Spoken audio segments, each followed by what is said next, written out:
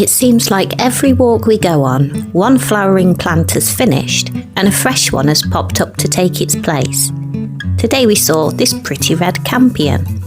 I'm told that another name for this ancient woodland wildflower is cuckoo flower, which is fitting because we also got to hear the first cuckoo call of the year this week. The gentle rhythms of nature sit in stark contrast to Colby's impulse to hurtle himself along the path, though Max's thoughtful presence reins him in a little. At least temporarily. The other factor sure to apply the brakes is the discovery of a fascinating smell or intriguing sight. The bluebells are really coming into their own, and just like the red campion, the presence of these bluebells is a clear indicator that this particular woodland is likely very old indeed. Do ancient woodlands smell differently, I wonder, than more newly established ones? It seems Colby's not telling.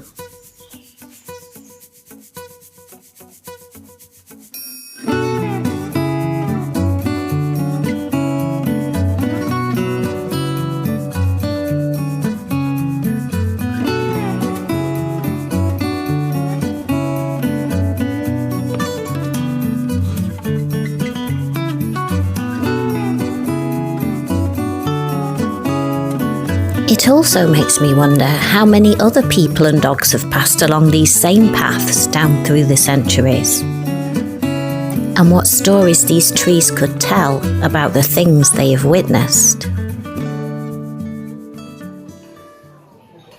The next day we catch up with Colby and a young acquaintance enjoying a well-earned break, but both are impatient for the return of their loved ones from the cafe queue. What's taking them so long? This seems a more dog-appropriate source of refreshment. I mean, can you imagine Colby on caffeine? Thirsty boy. In Tennyson's poem The brook tells us men may come and men may go, but I go on forever. It's funny how brooks and streams can embody both movement and stillness in the same breath. I'm sure there's a lesson in there somewhere. Impatience is something both dogs and humans experience all too powerfully. In a way, impatience is the polar opposite of the brook.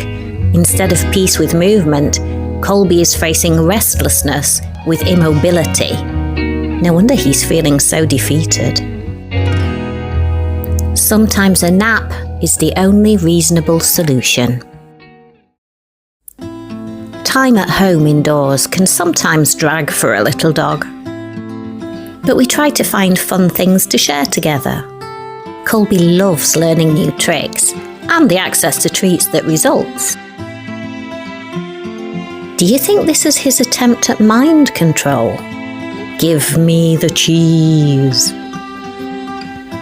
But plans are in motion for even bigger thrills than those that even dairy produce can enkindle. But more of that later, my friends. Here, a pause seems fitting.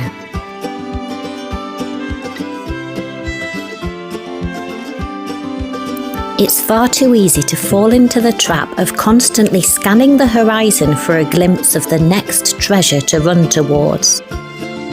But just like Colby hurtling along the path, it can be dangerous to become so focused on the distance that we overlook what lies under our very noses.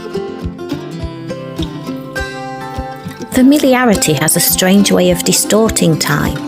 The routine can feel unchanging, a constant.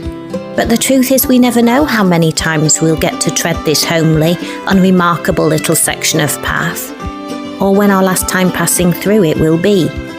At least not until much later down the road. So it's important to find the time to stop, to unearth the stillness beneath the motion. And in doing so, the little daily moments will find permanence in the very heart of our being. Because it's precisely the inconsequential events that tend to hold the greatest meaning when all's said and done. And they are real and corporeal in a way that can be felt only by you specifically and precisely. They're crafted and formed through the furnace of experience, of life lived and love endured. These workaday treasures both ground us and elevate us to unfathomable depths and heights. The unimportant is more important than I can express. The following day we had rainfall. Turning to the idea of that brook and its dual identity of movement and stillness makes me think about our upcoming campervan adventures, the exciting plans that I alluded to earlier. Our time in the campervan also encompasses both movement and stillness. Yes, we're continually on the road and exploring, but we also carry the steady presence of home with us wherever we pitch up. There's something very comforting in that. It's only a very little van and space is limited. We really don't carry very much at all with us, but it has the basics, and most importantly it carries our little family, me, my husband, and of course little Colby. It's all we need. This wet weather puts a lot of people off from venturing out, but I don't mind the rain too much, and the peace and quiet are actually quite lovely. Though I'm not sure that Colby's thoroughly convinced. Cut to a quick bath later, and he's very glad to be back home. But getting comfy is a serious operation and must be approached just so.